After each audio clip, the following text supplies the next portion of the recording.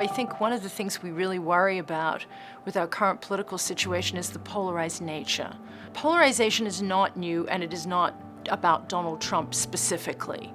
I mean, it started probably back in the 1990s. We started to see under Bill Clinton increasing polarization between Democrats and Republicans. It worsened under G.W. Bush.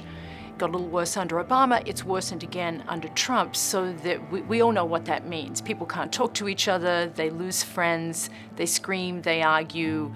It's a lack of communication. We're also seeing the decline of what I thought was a more unifying force, which is newspapers.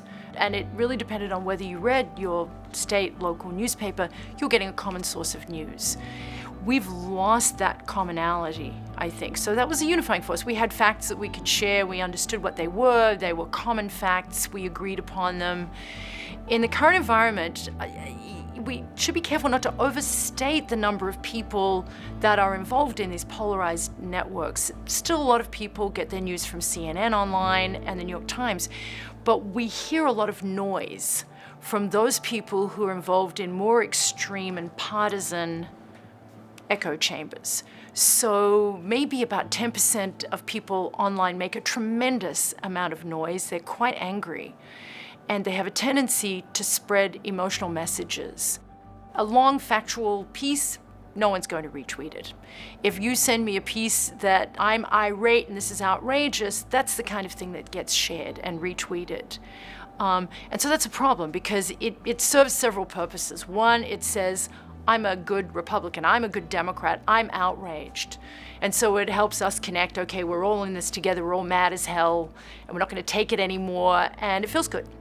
So that's unfortunately, it's not about information.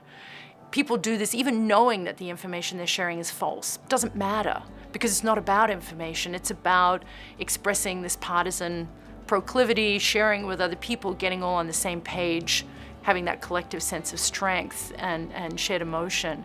It's very difficult to know, how do you engage someone who's telling you something that sounds outright crazy? And you think, well, we could have a blowout fight on this, or I'm just going to stay quiet because it's just too unpleasant. And, maybe we won't have dinner with them again. The negativity comes in because of the sad state of American politics. I think it's really hard to think of this as a good time in American politics. It isn't. But I think if you ask me, not 5 years, but 10 years from now, because I think political parties are rational, or have to be at some level, there will have to be some changes. I'd say 10 years from now, our political landscape will look different.